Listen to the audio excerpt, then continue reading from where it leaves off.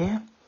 This week's podcast is entitled UK Media Obsession with One USA Citizen Not Residing in the UK. Episode 65. A little bit of context for the podcast this week. The way that certain media groups have made bullying and harassment, together with inciting hateful behaviour on and offline in society, is alarming. And what is worse is that the UK Raw reporters are leading the pack, with Australia in second place. The target for their ire is the Duchess of Sussex, and it has gone on for 6 years and counting. I have no idea about Australia, but the UK media, both televised and printed and online, has blood on their hands. People have died or have been mentally abused by some of their activity, and many are still suffering from the trauma of the interaction with the actions of this group. People are seen as prey, and it seems anything is fair game if the person is in the public eye or has emerged into the public space as a result of a life-changing incident. The UK news media swoon in like hawks, ready to pick the target to pieces, even to the point of feeding off the metaphorical bones of their victim, when they are down and out with the physical and psychological exhaustion. All in the name of clickbait income for their news rag, and fame for themselves in the media tabloid job market. I will never forget the months of harassment and bullying dished out to one TV presenter about events in her private life by a tabloid hack. It was clear from the nature of the reporting and the articles that appeared daily that this presenter was not in a good place, and on the day of her birthday, this same individual compiled a virtual birthday card depicting a blood-splattered scene with an item, a table lamp, prominent in the image, and wishing her a happy birthday. The message was clear. It related to an incident that had taken place days before, about an altercation which took place in her home, and the various salacious headlines that appeared in that particular tabloid afterwards. It was relentless. The image was high profile in the said rag, and the abuse was off the scale. Normal behaviour for tabloids in the UK, and the baying supply of their readership were happy to join in the pile-on in the comments section. The following day, that same presenter was found dead in her home. She had taken her own life. Within hours of that being made public, that same tabloid journalist set about erasing articles and sections of pieces he had written over the months, in an effort to clean up the evidence of his part in taking this person to the point of no return. It is standard practice in the UK, and it is time it is called out for what it is. In 1997, the world lost a much beloved lady, Princess Diana, and true to form, the tabloid press hounded this beautiful soul for years. And when she died, the same media turned their attacks into fake praise for her role in the royal family, and to this day they still make money from her. Zero conscience, and it is business as usual. It matters not, for the purpose of this podcast and article, about the circumstances of her death. My point in mentioning her is that the media playbook was in full force, and in this particular case, the actions of the tabloids were condoned, sanctioned by the British royal family. all these years later, the media, all forms, are still erasing things from the internet in an effort to try and rewrite history and to gaslight future generations and young people of the current generation that certain things did not happen. Even BBC footage has been ordered not to be shown again. Such is the power of the establishment and its media arm. Into this area of toxicity entered a female person of colour, an accomplished individual with a CV that no one in the British royal family could ever hope to achieve. Not something that could be purchased by wealth. It required talent and perseverance and competence. A 6-year and counting campaign to destroy this latest target has been underway and to date has been allowed to continue with an agenda that will end the same way as previous victims, and in the case where it involves royalty, the high-profile nature of the abuse is evident, persistent, and is called anything but abuse in the media. The pylon is daily and it is relentless. I am so tired of having to keep on saying, but not too tired to continue to fight for this cause. There are many people around the world who are suffering similar abuse, with complete disregard for their human rights. A group of us have come together to campaign for this growing phenomenon and to work with organisations around the world who are advocates in this field of human rights, with the aim to trigger discussions in the places of power. To recognise the modern ways in which abuse is delivered to so many without a voice, and to ensure that all are protected under the law, and to not allow heads of government to choose to withdraw from elements of that law that prevents them taking liberties with their own people. All people are entitled to be protected under human rights legislation, and no leader or group should be allowed to cherry-pick the part that they do not like and to throw it in the trash. This podcast once again focuses on the treatment of one high-profile individual who through sheer strength of character is still standing, despite every effort every day to break her resolve. The aim is to destroy her mentally or for her heart to stop beating. It is no exaggeration when one of the media group gave a number of interviews when she had a book to sell, suggesting that if a tragedy occurred to this particular member of the British royal family, then her husband would return to the UK royal family and resume supporting his older brother, who is destined to be king one day.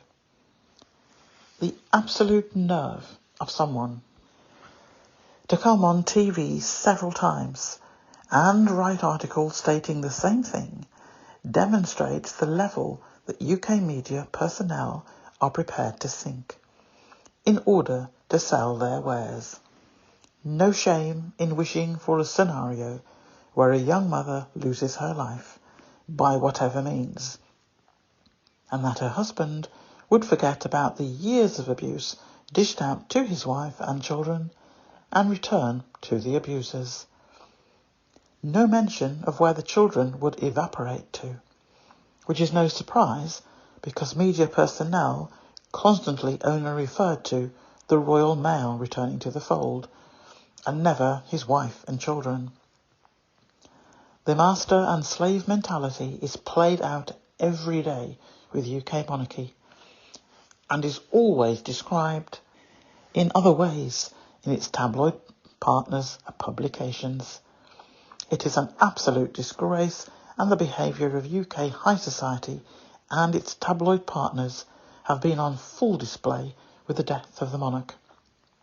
It has hopefully revealed to the global audience at large what has been going on around the plantation behind palace gates, and how it reflects a growing phenomenon of hateful behaviour around the world to groups and individuals who do not have a voice, due to lack of resources to take on the huge corporations behind much of the activity, for example, land acquisitions, and abusers in powerful positions. It is time to reset the clock and the international lawmakers to revisit modern methods of exerting hate to a wide range of people or a person across borders. There is no longer a need to be physically present to be abusive, and systems need to be in place to capture this abuse when it is sent or published, and wait until the physical outcome becomes public, i.e. death or injury, physical or psychological. The environment around human rights is changing all the time, and the knock-on effect of various forms of abuse is often hidden. Most people cannot and do not have the resources to challenge their abusers, and even where people are deemed to be affluent, abuse continues with people when they turn away, thinking that the victim is not deserving of sympathy, not least because it isn't considered that they have the means to escape. What has been happening to the Duke and Duchess of Sussex since 2016 is both worrying and very sad. We almost lost Meghan and her unborn child in 2018, and the risks to Meghan and Harry has reduced a little since they moved to California, but they are fighting against major forces. It is very disturbing that abusive activity is still being done to this family, even though they have moved to another continent. The travesty of Prince Harry being refused security when or if he visits the UK, even though he has offered to pay for it. This is deliberately placing him and his family in danger when he visits the UK. The private security that Sussexes pay for in the USA are not allowed to carry guns in the UK. Last year, the vehicle that Prince Harry and his security were travelling back to the airport in, after his grandfather's funeral, was chased by paparazzi. Due to all the death threats from certain people in the UK and the extreme abuse that the Sussexes encountered behind the scenes when they lived here in the UK, not to mention what happened to Harry's mother, Princess Diana, as I've said before, when her security was taken away from her, Prince Harry is justified in being concerned. Lots more information contained in SGUK podcasts and articles listed. The aim of this campaign is for experts in the legal field to begin conversations with their counterparts in various countries, and to explore the processes and systems that exist in the international human rights legal field, because it does not seem that evident to my non-legal perspective. It appears that the international legal community cherry-pick which cases and countries they get involved in, and ignore all the others. No doubt there is a resource issue as well.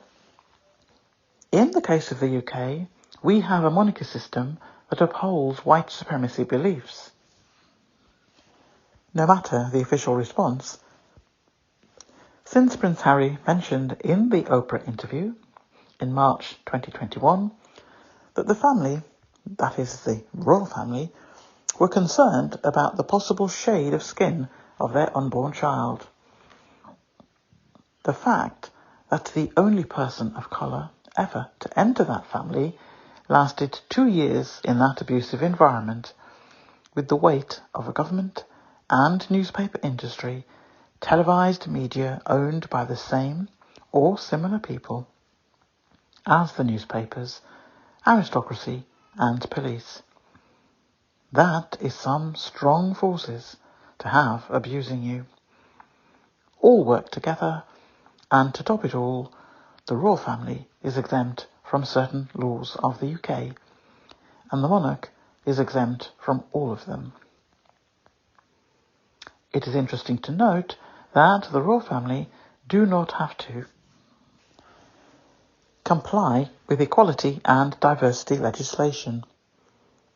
Please note that whilst the monarch is exempt from all the laws of the UK, and the family exempt from most of them in reality, the people and organisations doing their bidding are not, despite what they think. The Sussexes are high profile, and they have still been on the receiving end from powerful forces. What about all those who do not have such a platform? The abuse continues and their voices struggle to be heard. Human rights legislation exists, but is ignored, or, as in the case of the UK, there are plans to water down the amount and type of human rights legislation that the UK will continue to sign up to in the future. Let's have a very quick look around UK news media, printed and online, and its official regulatory framework. Whether or not that's considered to be of any use is another podcast. But this is just going through a list of clauses of which, in this case, the editors of the news media, as mentioned, are meant to ensure that the tabloids, the newspapers that are members of their association, adhere to. So this is the theory. Editor's Code, Clause 1, accuracy. Oh, and by the way, under each of these clauses, there is a detailed paragraph about what it is referring to. That is in the article, but I am not going to read through all of those paragraphs for this podcast. We'll be here all day. Clause 2, privacy. Clause 3, harassment. In view of the fact that this podcast and article is looking at harassment, amongst other things, I will read out a few lines from this section of the Editor's Code. Journalists must not engage in intimidation, harassment, or persistent pursuit. They must not persist in questioning, telephoning, pursuing, or photographing individuals once asked to desist, nor remain on property when asked to leave, and must not follow them. If requested, they must identify themselves and whom they represent. Editors must ensure that these principles are observed by those working for them, and take care not to use non-compliant material from other sources. Clause 4, intrusion into grief and shock. Clause 5, reporting suicide. Clause 6, children. Clause 7, children in sex cases. Clause 8, hospitals. Clause 9, reporting of crime. Clause 10, clandestine devices and subterfuge. Clause 11, victims of assault. Clause 7, discrimination. And here I'll read a few lines from this section. The press must avoid prejudicial or pejorative reference to an individual's race, colour, religion, sex, gender identity, sexual orientation, or to any physical or mental illness or disability. Details of an individual's race, colour, religion, gender identity, sexual orientation, physical or mental illness or disability must be avoided unless genuinely relevant to the story. I've read that particular section out because there is evidence in its abundance of how UK media turn a blind eye to that, likewise the editors that they work for. Clause 13, financial journalism. Clause 14, confidential sources. Clause 15, witness payments to criminal trials. Clause 16, payment to criminals. In the article, I have given a link to a PDF version, the latest version, 2021, of the Editor's Code, where you can read or refer to for further information at your leisure. Another organisation with whom, in this case, the editors liaise with on behalf of their papers, and that is IPSO and their framework. And IPSO stands for Independent Press Standards Organisation. Their main activities are as follows, at least on paper.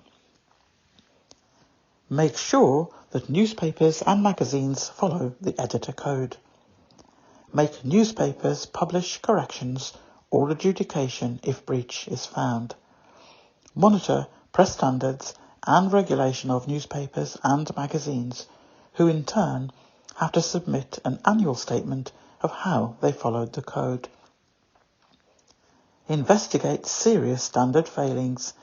Can fine publishers up to £1 million if serious and systemic.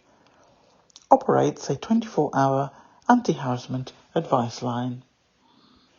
Provide training and guidance for journalists so that they can uphold highest possible standards. Provide whistleblowing hotline for journalists who feel pressure to act in such a way that is not in line with the Editor's Code. Work with charities, NGOs, non-profit organisations and other organisations to support and improve press standards. Context of human rights legislation. Key points. What are human rights? Human rights are standards that allow all people to live with dignity, freedom, equality, justice and peace. Guaranteed to everyone without distinction of any kind, such as race, colour, sex, language, religion, political or other opinion, national or social origin, property, birth or other status. Human rights are part of international law, contained in treaties and declarations that spell out specific rights that countries are required to uphold. Some countries incorporate human rights in their own national state and local laws. Why are human rights important? Human rights reflect the minimum standards necessary for people to live with dignity. Human rights give people the freedom to choose how they live, how they express themselves, and what kind of government they want to support. By guaranteeing life, liberty, equality and security, human rights protects people against abuse by those who are more powerful. Characteristics of human rights. Human rights belong to all people. Human rights cannot be taken away. Human rights are dependent on one another. They are interconnected. Human rights cannot be treated in isolation. Human rights should be respected without prejudice. Another section, which I'm just going to read out the bullet points, which is the International Bill of Rights. The right to equality and freedom from discrimination. The right to life, liberty and personal security. Freedom from torture and degrading treatment. The right to a fair trial. The right to privacy. Freedom of belief and religion. Freedom of opinion. Right of peaceful assembly and association. The right to participate in government. The right to social security. The right to work. The right to an adequate standard of living. The right to education. The right to health. The right to food and housing. There is information in the article about the rights contained in the Human Rights Act, and all of the articles are listed and give an explanation for what each one is. The only member of the UK monarchy who is above the law is the King. Anyone else in the royal family who may have transgressed can be charged, in theory. As we all know, not everyone in the British royal family is charged for breaking the law, and in terms of process of looking at or providing evidence for those who are pursuing a case, certain important documents suddenly, on occasion anyway, have been lost or disposed of in error.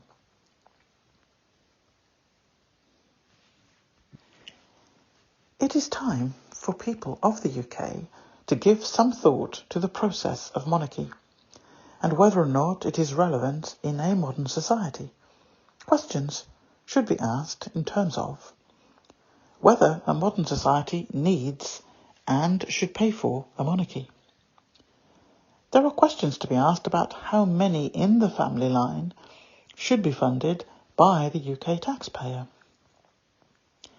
Is it right in this day and age to have children brought into the world to be used as chattels and have a life mapped out for them from birth to grave? Is it right that the firstborn child of a senior royal is considered a future king or queen, regardless of whether they wish to take on that role, and more importantly, have the competence to do it? Are we saying that modern-day slavery within royal circles is acceptable? Children are prevented from reaching their full potential.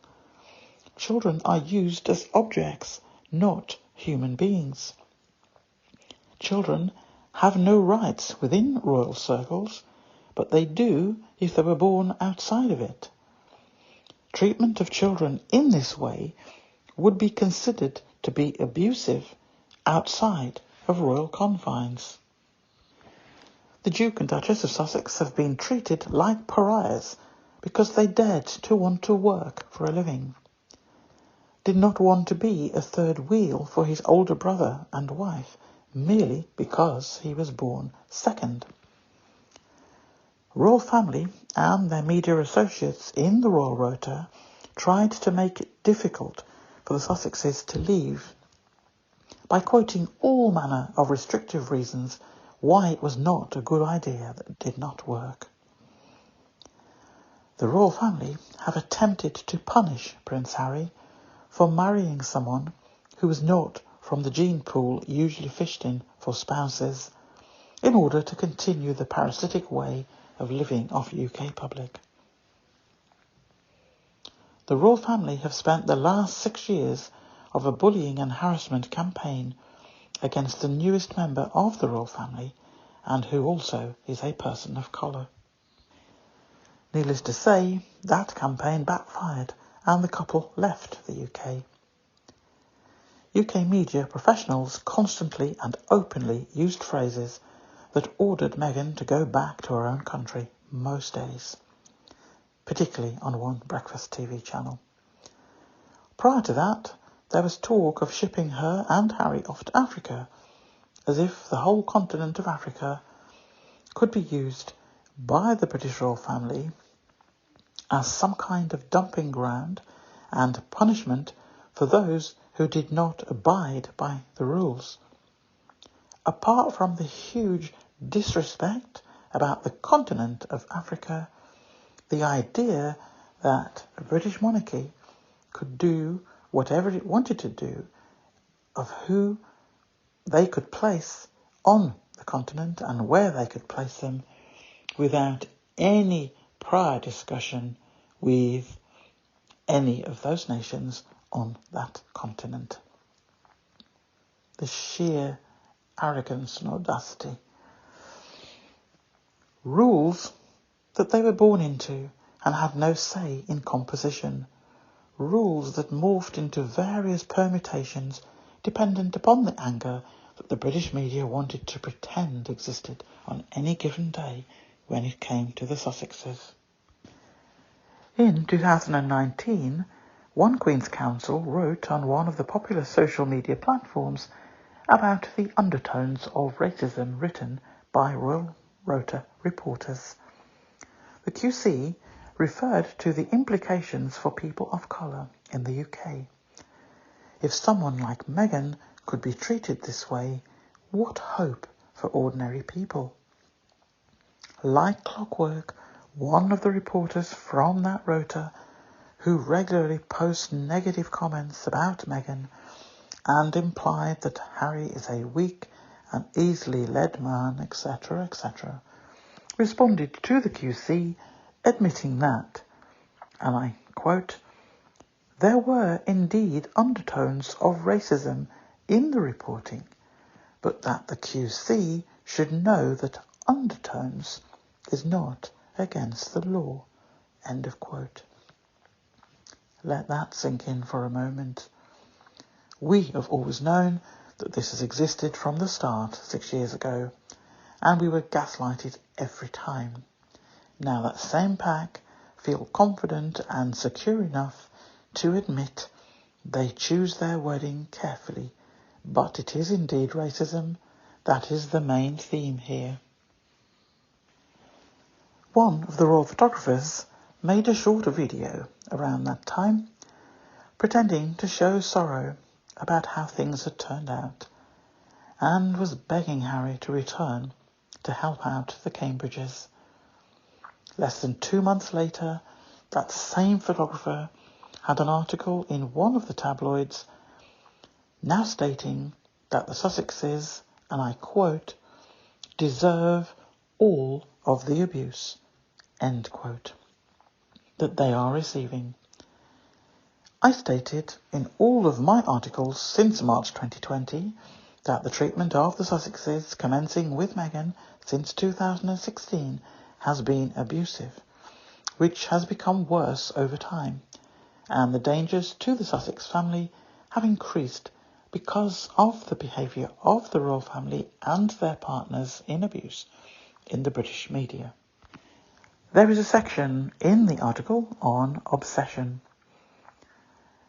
For this purposes, in terms of the podcast, I'm just going to give you the dictionary or a dictionary definition of that, because it is a word that is very prominent in the treatment and the pursuit of Meghan by the UK media, and one individual in particular stands out. Obsession, a dictionary definition, and words that relate to obsession. The state of being obsessed with someone or something. An idea or thought that continually preoccupies or intrudes on a person's mind. Words that go with obsession: fixation, passion, mania, compulsion, preoccupation, enthusiasm, infatuation, addiction, fetish, craze, phobia, complex, neurosis. Another section on harassment and what it means. Just a few extracts here. The act of systematic, and or continued, unwanted and annoying actions of one party or a group, including threats and demands. The purposes may vary, including racial prejudice, personal malice, an attempt to force someone to quit a job or grant sexual favours, apply illegal pressure to collect a bill, or merely gain sadistic pleasure from making someone fearful or anxious. Some activities may be the basis for a lawsuit if, due to discrimination based on race or sex, a violation on the statutory limitations on collection agencies. Coercive control across borders. You're probably familiar with some forms of domestic violence, such as physical or verbal abuse. There's a more subtle type of abusive behaviour that is equally harmful. Coercive control is a strategic form of ongoing oppression and terrorism used to instill fear. The abuser will use tactics such as limiting access to money or monitoring all communications as a controlling effort. There is much more information in the article and a number of website links which give really, really good information about this area of abuse. Whilst this form of abuse is illegal in some countries, including the United Kingdom, since 2015, the United States has increasing numbers of states now that have a coercive control bill, one of which has been passed, which protects residents of that state from actions by others. On the 29th of September 2020, California joined those ranks. I am exploring, on the same basis, that single-purpose online accounts set up to target one individual are being discussed at this moment. How this can include activities by UK raw reporters conducting a number of human rights breaches and coercive control activities against a USA resident for 3 years on UK soil, and the last 2 years plus and counting against a USA citizen who has been chased out of the UK and is now residing in California, and is still being pursued by a number of media personnel, and as a result, the risk to life has increased again. The British royal family and its partners in the royal rota have been behaving just like an ex-spouse who just cannot accept that the partner that they abused for years has managed to escape and is leading a successful life on another continent. The abuse continues, but in a different form. On average, 5 articles per hour are written on the Sussexes by each tabloid, most of them about Meghan, the Duchess of Sussex.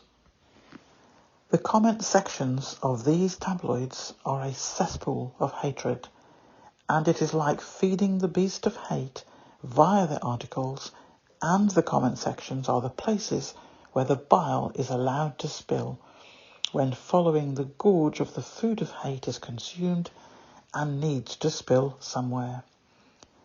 How can it be right to allow a group of people based in the UK to obsess and stalk and harass a person living in the USA, a citizen of the USA, and a husband and children? It is not right, and it is not acceptable, and the breaches in human rights law is very clear in several areas. Anyone can experience coercive control, but it's often grounded in gender-based privilege. Between 60 and 80% of women seeking assistance for abuse have experienced coercive control.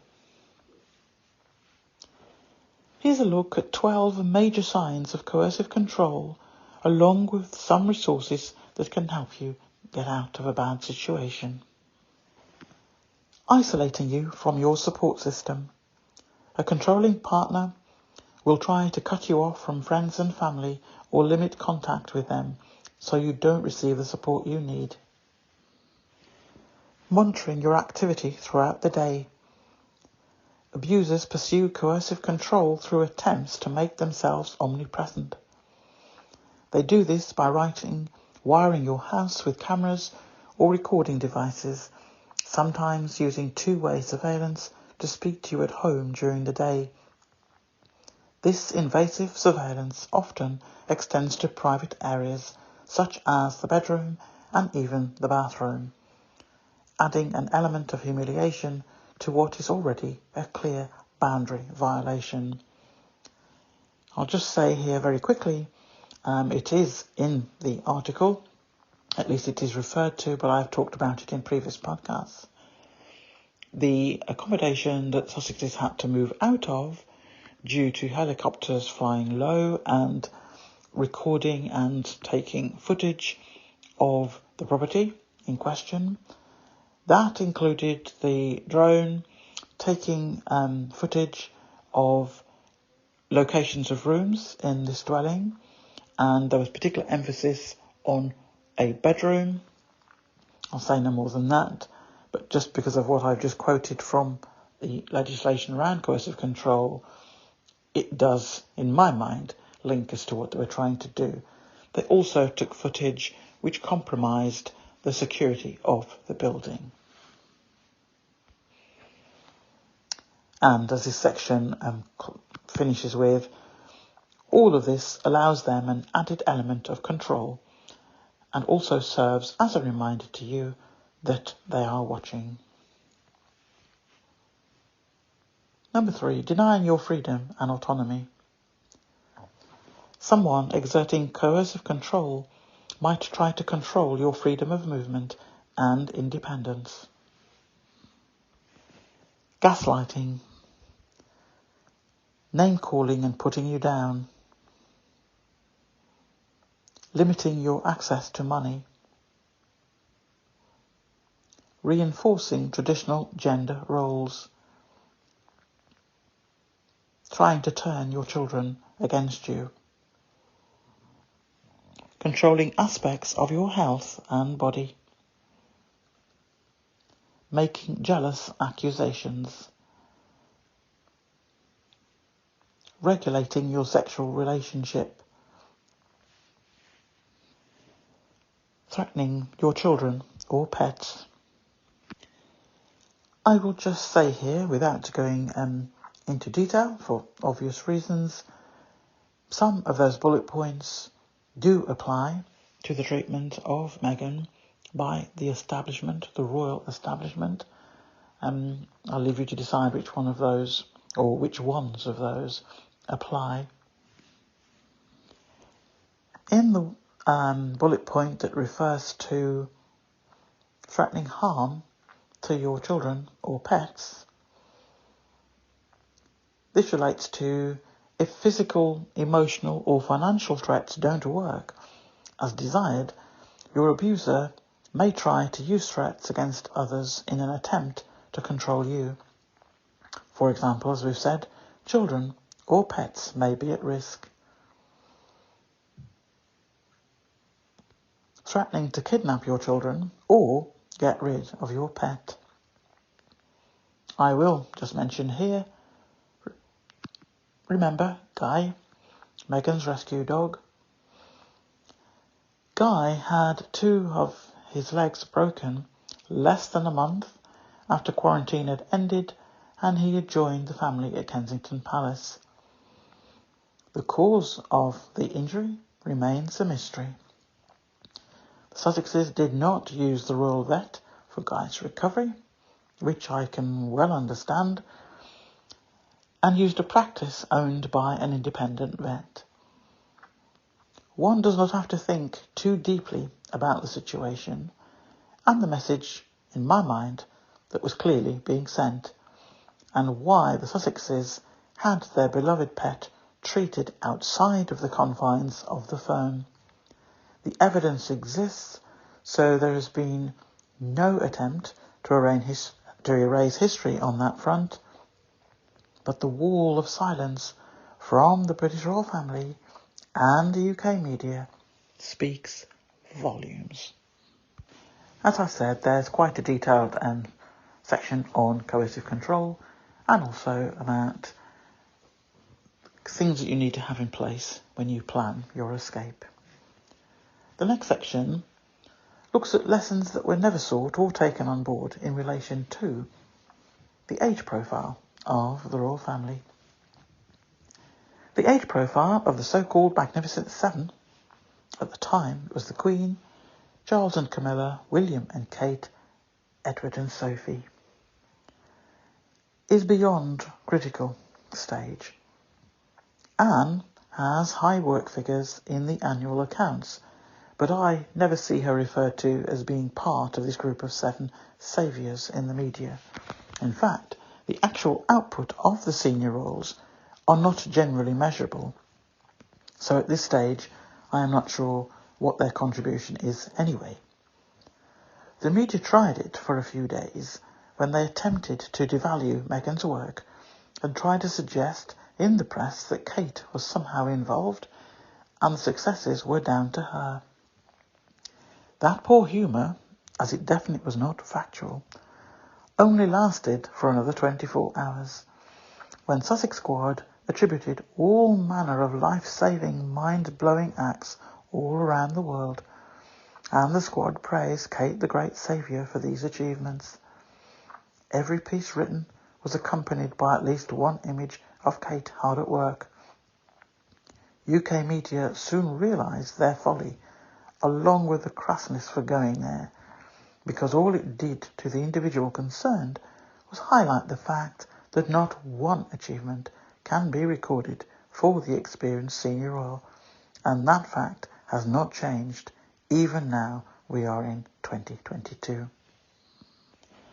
The British royal family has not been in a healthy state for quite some time, decades in fact.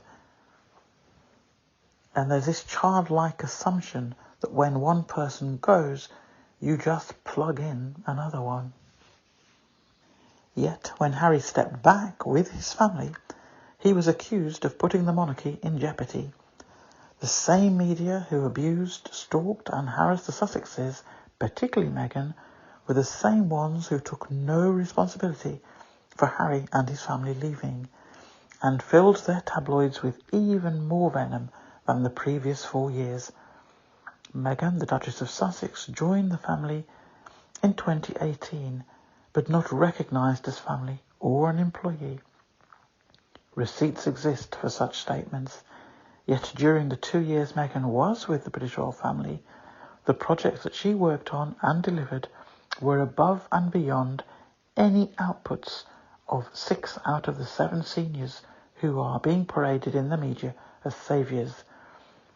I have not seen one iota of evidence that anyone understood the assignment, and that is someone who's carrying the others when she should be able to take a back seat now. Here, I'm talking about the Queen at the time, and not have to worry about what the children are doing unsupervised. It begs the question, what is the use of the monarchy post-Queen Elizabeth? There is no workforce plan or succession planning. I have serious doubts that up-to-date policy and procedures exist for a whole range of things. It seems to me, and I say this is my personal opinion, reached over many decades of watching this show unfold, that it is a juggernaut that has always been there, and being there gives royalists comfort. It allows them to forget or ignore facts and truly look at what place or rationale is there to continue this setup. Either it runs like a business with clear objectives, not sound bites, independent scrutiny of its accounts, and compliance with the laws of the land, like every other business has to do. One could argue that there is a body that is elected to do those things, and if they do not do it to the satisfaction of the nation, they can be voted out. The monarchy has over 1,000 years of history. Be proud of it if you wish. Continue to enjoy the history of it if you wish. But honestly ask yourselves, where is the place for such an institution in a modern society today? If we are going to have one, there needs to be a complete revamp of the way it operates, and people just being born into positions that are not accountable to the British people is not the way forward. The royal family is losing its appeal by the day, and those who support such an institution are in the age group of 70% of the Magnificent Seven. The remaining 30% of the royal family have no achievements to their name, and as a nation we should be looking beyond justifications such as "he has waited so long, he deserves it," or "miss him out and choose the younger person," as if age alone makes the monarchy assumed to be in safe hands. someone who may be younger but is only lined up for a top position because of his parentage. I repeat, no modern society needs a monarchy. Harry leaving did not put the monarchy in jeopardy.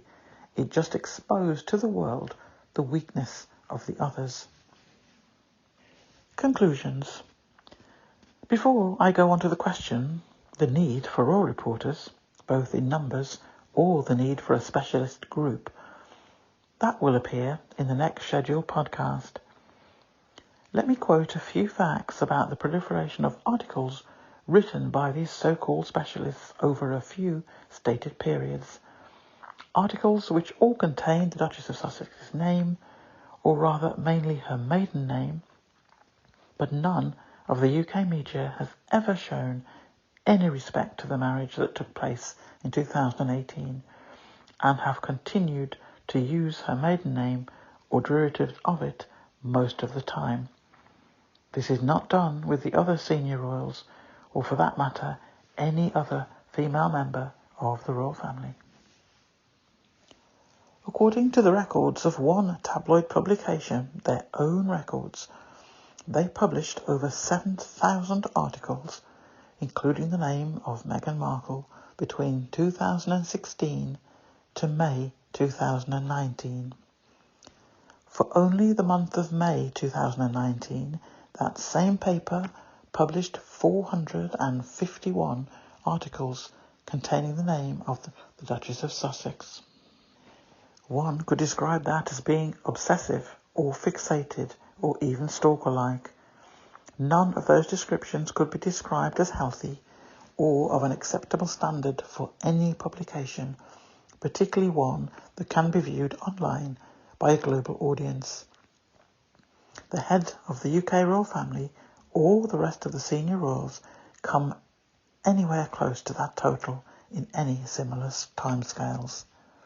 None of the articles were positive, and it could be argued that much of this content is in breach of several codes, as we looked at briefly earlier, and none of them were ever challenged by the industry bodies, who should be protecting victims of such activity, not just those who are employed in the newspaper and magazine industry.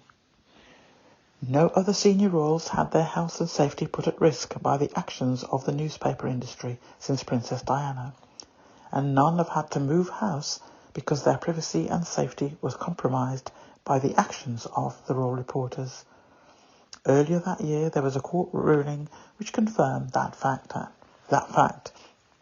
Yet, not one royal reporter made any mention in their respective tabloids that day or since.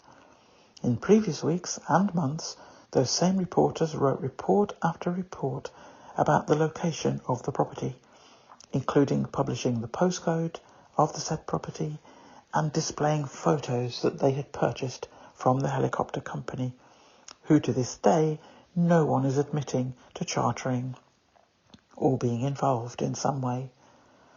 Sussexes took court action and as stated they were successful. The images included images of inside the property, including a bedroom, and all various details which compromised the security of the building. A similar course of action took place in Canada and then again in USA, when the tabloids found out details of the location from the royal family, and then printed the location in their publications, where once again paparazzi appeared in the vicinity for weeks. And to close this podcast, here is a very quick summary of key sentences or sections that I have already commented on from the beginning of this podcast in relation to obsession and harassment, which has and continues to generate incitement of hate and has already led to suicidal ideations and various emotional states, including evident on scenes following the death of the monarch, and which UK media openly found amusing. By that I'm referring to the obvious distress and unease on display by the Duchess of Sussex in these last few days, clearly uncomfortable, looking very, very fearful of being in that setting, no doubt based on the kind of articles that have been written over the last few days after the death of the monarch, which, well, they were just cruel in terms of the Sussexes, but really very, very cruel regarding Meghan. Time for this cruelty to end and for it to have legal measures applied. Enough is enough. And here are some of the reminders of what I've said already. They are fighting against major forces. It is very disturbing that abusive activity is still being done to this family, even though they have moved to another continent. The travesty of Prince Harry being refused security when or if he visits the UK, even though he offered to pay for it. Due to all the death threats from certain people in the UK and the extreme abuse that Sussexes encountered behind the scenes when they lived here in the UK, not to mention what happened to Harry's mother, Princess Diana, when her security was taken away from her, Prince Harry is justified in being concerned. The fact that the only person of colour ever to enter that family lasted 2 years in that environment, abusive environment, with the weight of a government and newspaper industry, televised media owned by the same or similar people as the newspapers, aristocracy and police. That is some strong forces to have abusing you. Clause 3 of the so-called Editor's Code, which is supposed to make a difference, and it states, journalists must not engage in intimidation, harassment or persistent pursuit. Please note that whilst the monarch is exempt from all laws of the UK and the family exempt from most of them, in reality, the people and organisations doing their bidding are not, despite what they think. What are human rights? Human rights are standards that allow all people to live with dignity, freedom, equality, justice and peace. Guarantee to everyone without distinction of any kind, such as race, colour, sex, language, religion, political or other opinion, national or social origin, property, birth or other status. Why are human rights important? Human rights reflect the minimum standards necessary for people to live with dignity.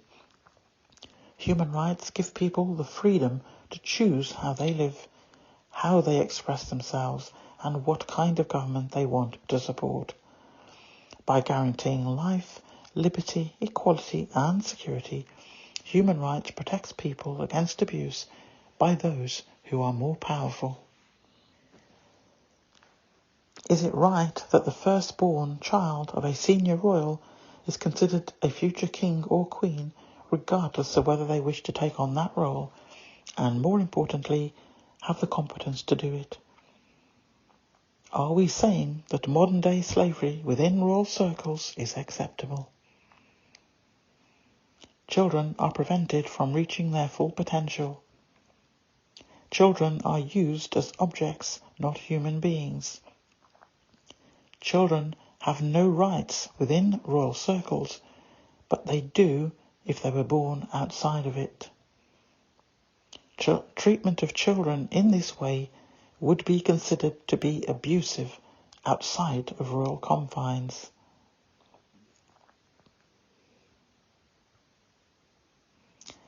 The royal family have attempted to punish Prince Harry for marrying someone who was not from the gene pool usually fished in for spouses, in order to continue the parasitic way of living of UK public.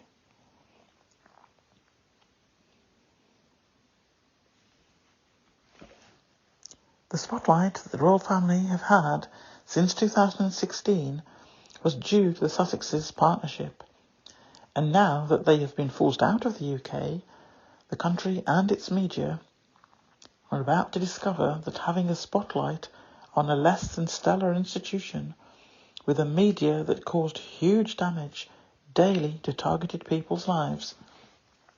The heat was becoming increasingly uncomfortable.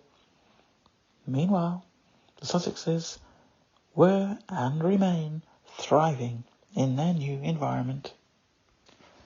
Coercive control is a strategic form of ongoing oppression and terrorism used to instill fear.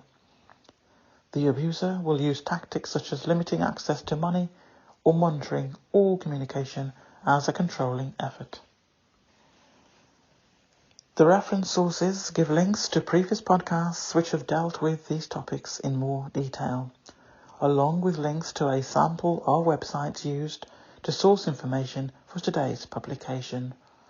The SGUK campaign is underway, and it is planned that the public will become aware of its intentions and progress via high-profile organisations and individuals, in order to avoid the usual attack and pile-on from Royal Rota towards members of Sussex Squad, who have previously been named on social media. If the Royal Family supporters and its media try to attack any squad volunteer in this, it will be a very bad move. Likewise, if they try to take on global organisations.